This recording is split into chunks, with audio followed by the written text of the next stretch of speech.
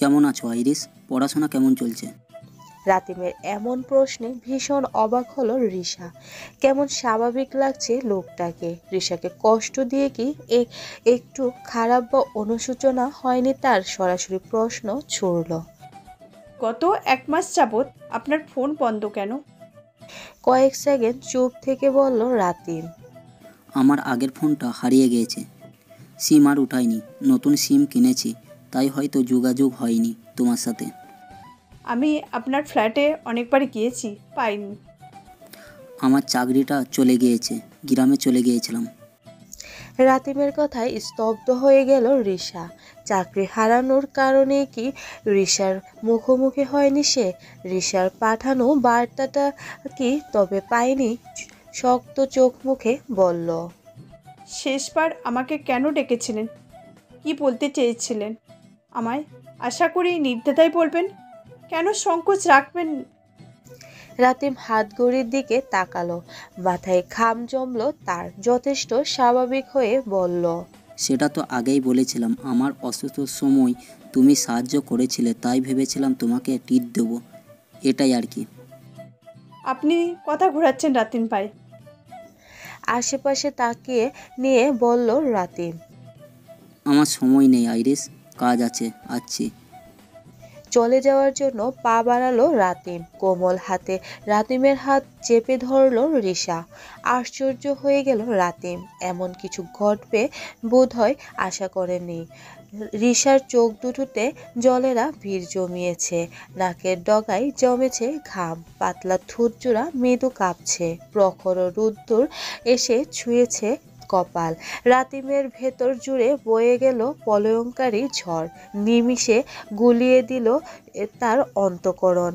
ভাগ্যিস ভেতরের অবস্থা প্রকাশ্যে দেখা যায় না। শুকনো ঢুক গিলে নিয়ে বলল রিশা। কেন মিথ্যা বলছেন রাতিন ভাই? আমার পাঠানো সেদিন মেসেজ কি আপনি দেখেননি? আমি আপনাকে ভীষণ ভালোবাসি। এই কয়টা দিন আমার কিভাবে গিয়েছে আপনি ধারণাও করতে পারবেন না। আমি জানি আপনিও আমায় ভালোবাসেন। সেদিন আপনার পকেট থেকে পড়ে যাওয়ার গোলাপটা আমি এখনও সযত্নে রেখে দিয়েছি। বুঝেছি, চাকরি চলে গেছে বলে এমন করছেন, তাই তো? আপনি তো শিক্ষিত ছেলে, যে কোনো সময় চাকরি হয়েই যাবে। রিশার হাত ঝাড়া দিয়ে সরিয়ে দিয়ে কাঠিন্য স্বরে বলল রাতিম।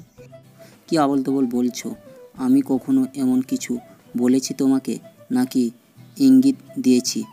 ওনার বোন তুমি, আমার ছোট বোনের মতো। এসব বলার আগে মুখে বাঁধলো না তোমার?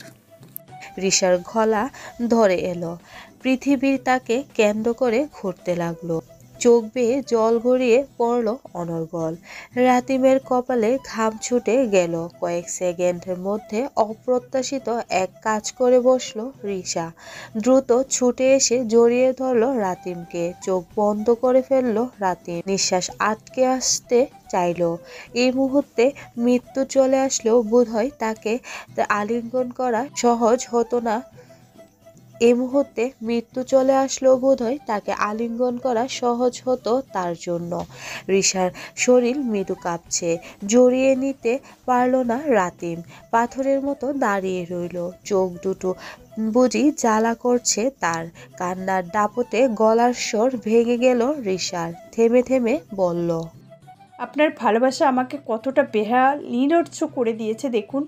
জানি না কেন এমন করছেন। আমার খুব কষ্ট হচ্ছে রাতিম ভাই। জোরপূর্বক রিশাকে ছাড়িয়ে দাঁড় করালো রাতিম। আশেপাশে অনেকে তাকিয়ে আছে। রিশার হাত থেকে ফোনটা নিয়ে নিজের নাম্বারটা তুলে দিল। কোনোরকম বলল। এটা আমার নতুন সিমের নম্বর, পরে কথা হবে তোমার সাথে, আসছি।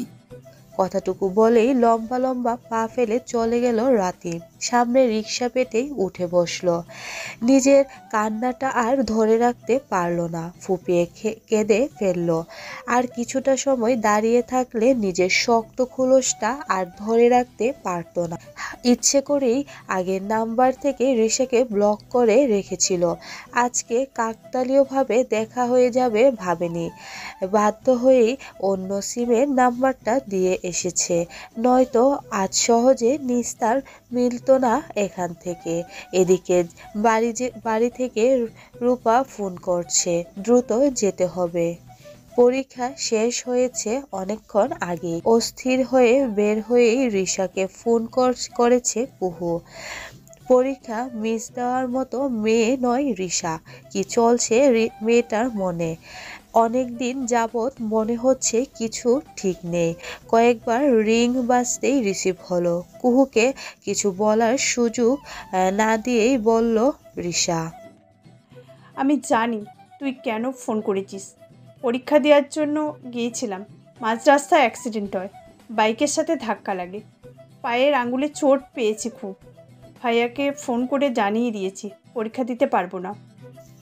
অস্থির কণ্ঠে শুধালো কুহু। এখন কেমন আছিস? বেশি ক্ষতি হয়নি তো? আরে না, চিন্তা করিস না, বাসায় আয় জলদি। আচ্ছা। চিন্তা সম্পূর্ণ দূরীভূত হলো কুহুর। স্বস্তির শ্বাস ফেলল। এই রৌনক স্যারটাও না, রিশা যে তাকে ফোন করেছে একবার জানাবে না, নিজেকে আবার জ্ঞানী ভাবে। তা এই প্রেম কবে থেকে চলছে ম্যাডাম? আরিয়ানের কথা শুনে ঘুরে তাকালো কুহু। সবাই দাঁড়িয়ে আছে একত্রে। অপ্রস্তুত হলো কুহু। তখন মাথা এতটাই বিগড়ে ছিল যে আশপাশ না দেখেই রৌনক ভাইকে জড়িয়ে ধরেছিল। এখন লজ্জাও লাগছে খুব। অবশ্য জবাবটা ভেবে নিয়েছে। লম্বা দম নিয়ে সব কিছু খুলে বলল কুহু। কিভাবে তাদের বিয়ে হয়েছে সব শুনে রূপসা বলল, আমাদের কি তোর বোকা মনে হয় যে কোনো একটা গল্প বানিয়ে বলে দিবি আর আমরা সেটা বিশ্বাস করে নেব? বছর ধরে প্রেম চলছে বল? রিশার খাতিরে স্যারের বাসায় তোর প্রায় যাতায়াত ছিল। কপালে ঈষৎ বিরক্তির ভাঁজ ফেলে বলল কুহু। আরে সব সত্যি বলছি, রনক ভাই তো দু চোখে সহ্য করতে পারতো না আমাকে। ফুস করে দম ফেলে বলল সোহা। তাই? তা কে একটা অসহ্যকর মানুষকে বিয়ে করতে চায় বল?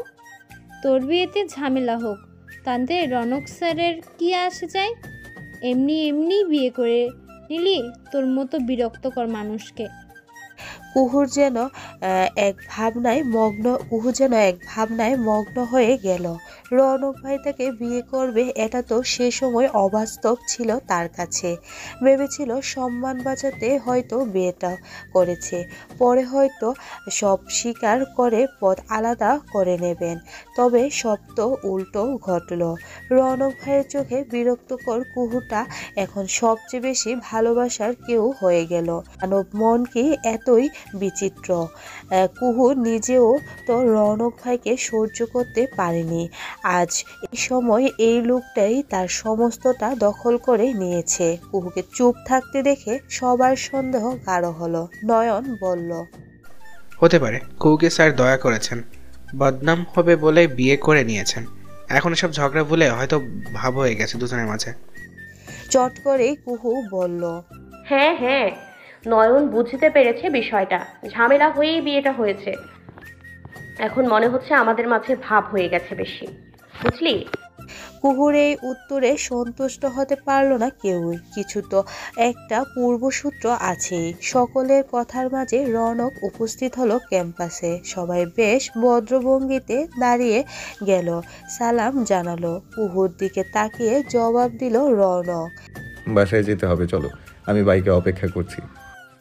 কথাটুকু বলে হাঁটা ধরল রৌনক। উপস্থিত সবাই আশ্চর্যের শেষ সীমানায় পৌঁছে গেল। রৌনক স্যার তাদের সামনে এমন কিছু বলবে এটা অকল্পনীয় ছিল। কুহু অপ্রস্তুত হয়ে আশেপাশে তাকালো। ক্যাম্পাস একেবারে খালি বললেই চলে।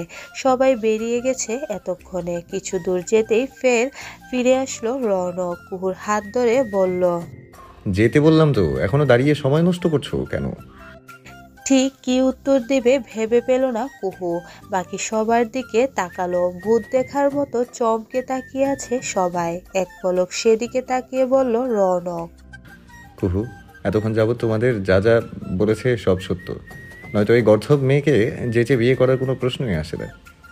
কথাটুকু বলে কুহুকে নিয়ে চলে গেল রৌনক। ইচ্ছে করে ওদের এই কথাটা বলল, নয়তো সব কয়টা গোয়েন্দাগিরি শুরু করে দিত আর ঠিক কুহুর ব্রেন ওয়াশ করে দিত। সবাই কুহু আর রৌনকে যাওয়ার পানে তাকিয়ে রইল। তপ্ত শ্বাস ফেলে বলল আরিয়ান, দেখলি কেমন আচরণ করলো স্যার? অপমাননা তো করলো কুহুকে। মনে দয়া মায়া ভালোবাসা আছে নাকি কে জানে। রূপসা বলল, আমি আর সোহা তো ভাবছিলাম ওদের মাঝে আগে থেকে কিছু চলছে। ফাঁকা ক্লাসরুমে কি হয়েছে তা তো আর তোরা দেখিসনি। এখন আফসোস হচ্ছে, এই রক্তটা স্যারের সঙ্গে সারাদিন থাকবে কি করে রে কুহু? নয়ন বলল, টিকবে না, এই সম্পর্ক বেশি দিন যাবে না। দেখলি না কিভাবে খোঁটা দিয়ে গেল।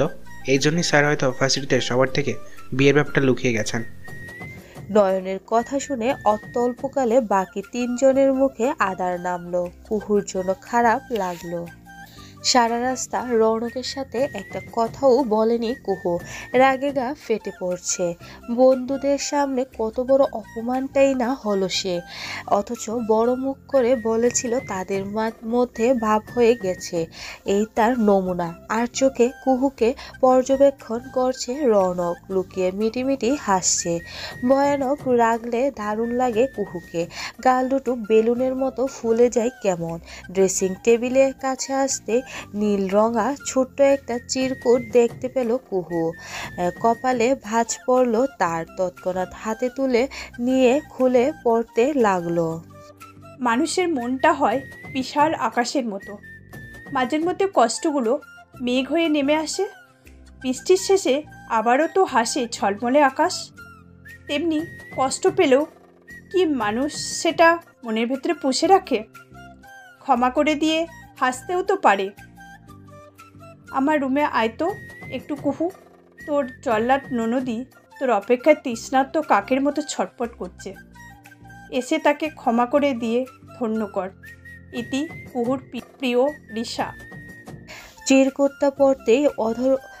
চিরকুটটা পড়তেই উষ্ঠকোণে হাসি খেলে গেল কুহুর। এক দৌড়ে বেরিয়ে গেল রুম থেকে। রৌনক অবাক হয়ে তাকিয়ে রইল। মুহূর্তে হাসি মুখে কোথায় ছুটে গেল। রিশার রুমে এসে দরজা ঠেলে ভেতরে প্রবেশ করলো কুহু। চমকে উঠল। অন্ধকার রুমে টেবিলের উপর মোটা মোটা মোমবাতি জ্বলছে। পাশে ছোট্ট একটা কেক। রিশাকে ডাকলো কুহু। এগিয়ে গেল কেকের দিকে।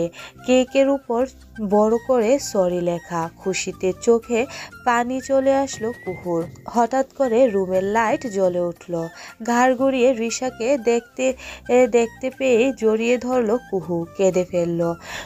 মাথায় হাত বুলিয়ে দিল রিশা। চোখ ঝাপসা হয়ে উঠল।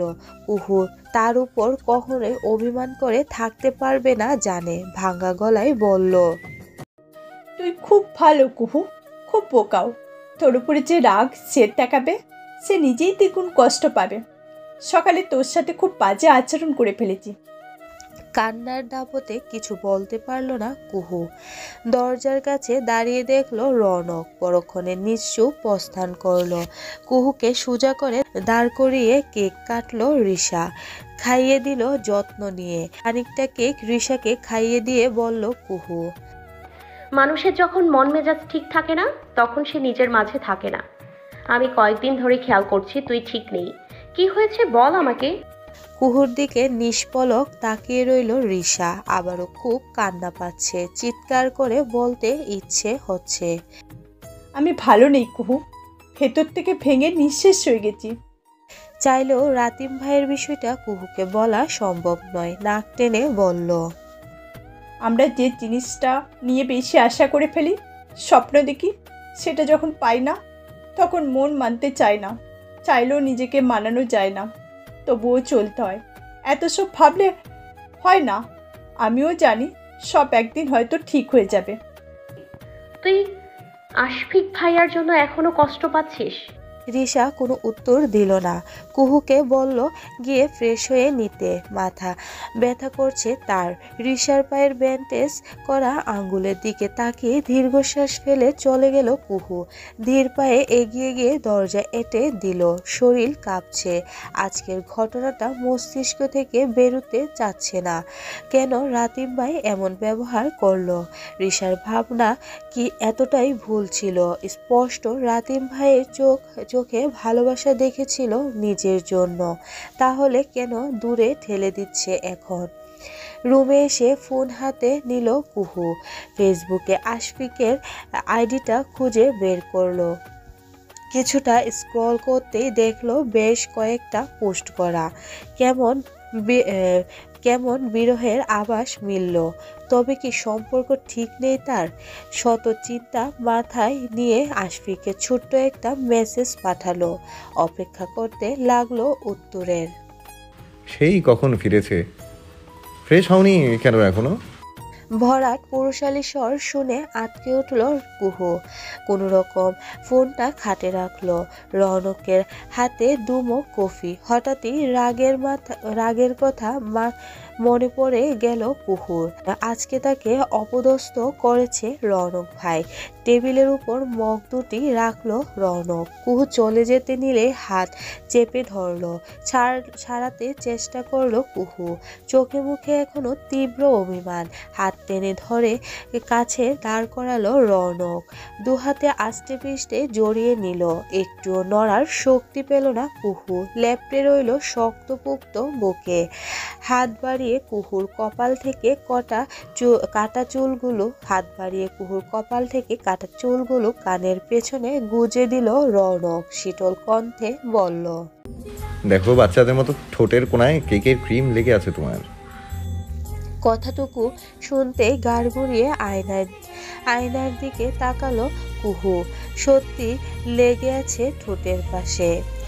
ছাড়ুন, মুছে নিচ্ছি আমি। কুহুর কথা তোয়াক্কা করলো না রৌনক। মাথা খানিকটা নিচু করে কুহুর ঠোঁটে লেগে থাকা ক্রিমটুকু খেয়ে নিল। কাঠের পুতুলের মতো সোজা হয়ে দাঁড়িয়ে রইল কুহু। ভারী নিঃশ্বাস সারা মুখে ছড়িয়ে গেল তার। হৃদস্পন্দন বেড়ে গেল। চোখ তুলে তাকালো না। গালে আদরে ভাবে ঠোঁট ছুঁয়ে দিল রৌনক। মেরুদণ্ড বারবার শীতল স্রোত বয়ে গেল কুহুর। অভিমানের বরফ গলল না। কানের কাছে ফিস ফিস করে বলল রৌনক, বোকামে, তোমার অভিমানের পাহাড় কিভাবে গড়িয়ে দিতে হয় সেটা রৌনকের খুব ভালো করেই জানা আছে। একবার জড়িয়ে নাও আমাকে, দেখবে অভিমান গলে জল। কথাটুকু বলে কুহুকে কোলে তুলে নিল রৌনক। নেমে যাওয়ার জন্য হাত পা ছোড়াছুড়ি করলো কুহু। খাটে এসে কুহুকে নামিয়ে দিয়ে শক্ত করে আষ্টে পিষ্টে জড়িয়ে রাখলো রৌনক। কুহুর কোনো প্রতিক্রিয়া দেখা গেল না। নিশ্চুপ হয়ে রইল।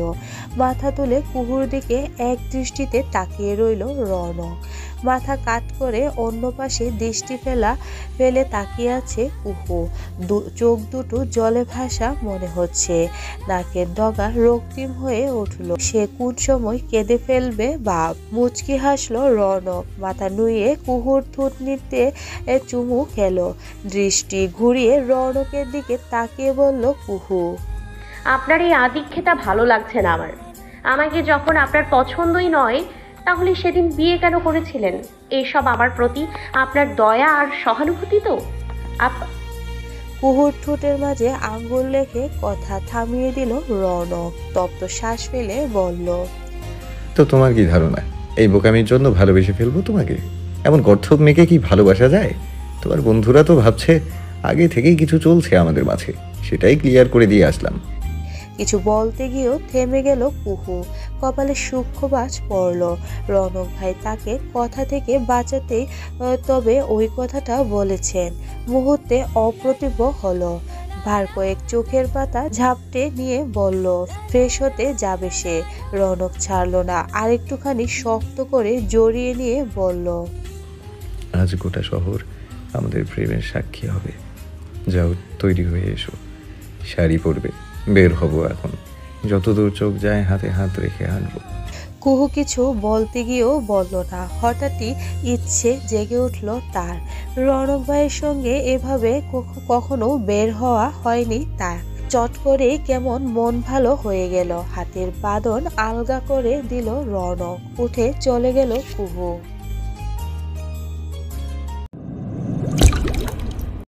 হ্যালো গাইস, ভিডিওটি ভালো লাগলে একটু লাইক করে দিও আর অবশ্যই কমেন্ট করে জানাও ভিডিওটি তোমাদের কেমন লেগেছে। আর ভিডিওটির পরবর্তী পার্ট খুব তাড়াতাড়ি আসবে, তো যারা এখনও চ্যানেলটিকে সাবস্ক্রাইব করোনি প্লিজ পরবর্তী পার্টগুলো দেখার জন্য চ্যানেলটিকে সাবস্ক্রাইব করে পাশে থাকা বেল আইকনটি প্রেস করে দিও। ধন্যবাদ সবাইকে, আমাদের সাথেই থেকো।